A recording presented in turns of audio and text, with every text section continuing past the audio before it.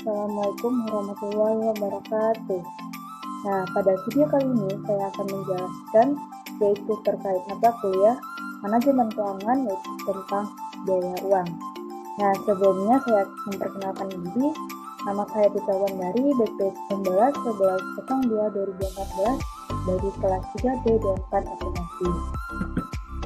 Nah, untuk materi pertama yaitu langsung saja kita membahas tentang biaya uang.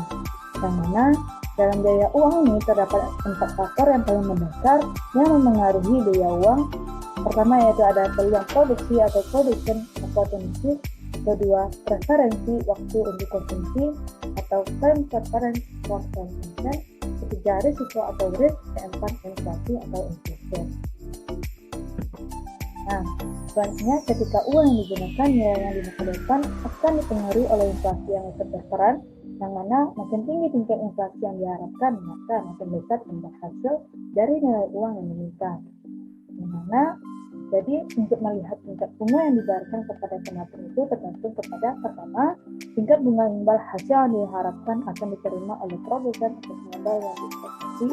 Kedua, preferensi waktu penabung untuk konsumsi saat ini dibanding masa depan. Ketiga, tingkat risiko pinjaman. Keempat, risiko inflasi yang diharapkan di masa depan. Selanjutnya yaitu ada yang tingkat bunga, yang mana dalam imbal hasil yang diharapkan produsen atau investasi bisnis akan menentukan batas atas untuk bunga yang akan dibayarkan atas tabungan, sedangkan preferensi waktu untuk konsumsi dari konsumen menentukan besarnya konsumsi yang bersedia ditanamkan dan besarnya yang akan ditabung pada berbagai tingkat bunga. Risiko inflasi yang lebih tinggi juga menyebabkan tingkat bunga yang lebih tinggi, dimana peminjam memberikan penawaran atau tawaran modal utang yang tersedia dengan menggunakan tingkat bunga pada perusahaan dengan peluang investasi yang paling menguntungkan akan bersedia dan mampu membayar nilai tertinggi untuk modal. Jadi perusahaan tersebut cenderung menarik utang modal menjauh dari perusahaan yang tidak efisien dan perusahaan yang produknya tidak diminati.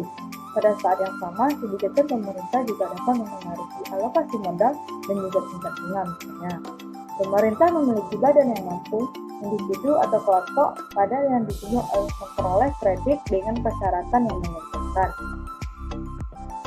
Nah, selanjutnya yaitu ada pasar L dan H mencerminkan dua banyak pasar modal yang ada.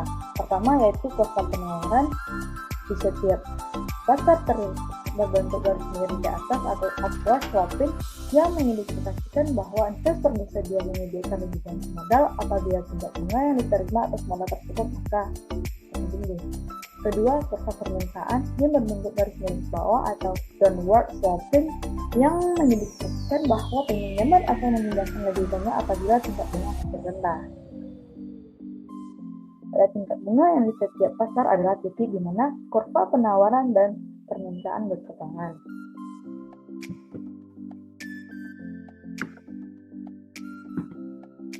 Selanjutnya yaitu ketika terjadi tingkat bunga turun, maka tingkat bunga saat ini dikurangi dengan tingkat inflasi saat ini dinyatakan sebagai tingkat bunga real saat ini. Tingkat ini disebut sebagai tingkat real karena menunjukkan jumlah yang benar diterima investor setelah mengeluarkan dampak inflasi. Yang mana dapat memastikan ada dua hal. Pertama, tingkat bunga yang akan bervariasi. Kedua, tingkat bunga yang akan naik jika inflasi terlihat menuju ke tingkat yang lebih tinggi dan turun jika inflasi diperkirakan akan menurun. Selanjutnya yaitu faktor penentu tingkat bunga, yang mana pada umumnya tingkat bunga korelasi atau nominal pada suatu efek utang R terdiri atas tingkat bunga real bebas risiko R ditambah beberapa premi yang menginflasi, risiko efek, likuiditas atau daya jualnya, dan tahun ketertentunya. Sehingga hubungannya dapat ditentukan dengan rumus yaitu tingkat bunga kuotasi sama dengan R bintang ditambah IP ditambah DRP ditambah SP ditambah MRP, di mana R ini merupakan tingkat bunga kuotasi atau tingkat bunga nominal atau waktu tertentu. R bintang sama dengan tingkat bunga real bebas risiko yang merupakan tingkat bunga yang akan diberikan oleh efek tanpa risiko di suatu kondisi yang tidak dapat diinflasi. IP sama atau premi inflasi, yang mana itu sama dengan rata-rata tingkat inflasi yang diharapkan selama umur efek, yang mana tingkat inflasi masa depan diharapkan tidak harus sama dengan tingkat inflasi saat ini.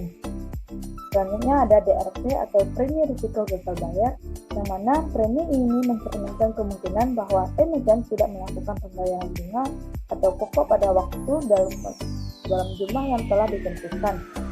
Nilai DRP 0 untuk efek pemerintah, tetapi DRP akan naik seiring dengan meningkatnya tingkat risiko emiten. LP atau premi likuiditas atau daya jual, yang merupakan premi yang dibebankan oleh pemberi pinjaman untuk mencerminkan fakta bahwa beberapa efek tidak dapat dikonversi menjadi kas dalam waktu singkat pada harga yang wajar. LP untuk pemerintah dan efek yang diterbitkan oleh perusahaan yang besar bersifat sangatlah rendah. Namun, efek yang diterbitkan oleh perusahaan kecil dan tertutup nilainya akan sangat tinggi. Selanjutnya ada MRP atau premi risiko jatuh tempo, yang dijelaskan bahwa obligasi dengan jangka waktu yang lebih panjang, bahkan obligasi pemerintah, menghadapi risiko yang signifikan berupa penyeluruhan harga akibat meningkatnya inflasi dan tingkat bunga. Jadi, pemberi pinjaman membebankan premi risiko jatuh tempo untuk mencerminkan risiko ini. Nah, selanjutnya yaitu tingkat bunga real bebas risiko, yang mana tingkat bunga real bebas risiko atau real risk-free rate of return yang merupakan tingkat bunga yang akan diberikan oleh efek tanpa risiko jika tidak diperkirakan pada gaya inflasi. Ini juga dapat dilihat sebagai tingkat bunga atas efek pemerintah jangka pendek dalam suatu dunia yang bebas inflasi, yang mana tingkat bunga real bebas risiko tidak stabil. Pada tingkat ini berubah sepanjang waktu tergantung pada kondisi perekonomian, khususnya pertama pada tingkat imbal hasil yang diharapkan akan diterima oleh perusahaan dan pinjaman lainnya atau aset produktif. Kedua, pada preferensi waktu seseorang yang melakukan konsumsi saat ini atau di masa depan. Jumlah hasil yang diharapkan oleh peminjaman atas aset real menjadi batas atau jumlah yang mampu dibayar oleh peminjaman untuk dana arti sementara.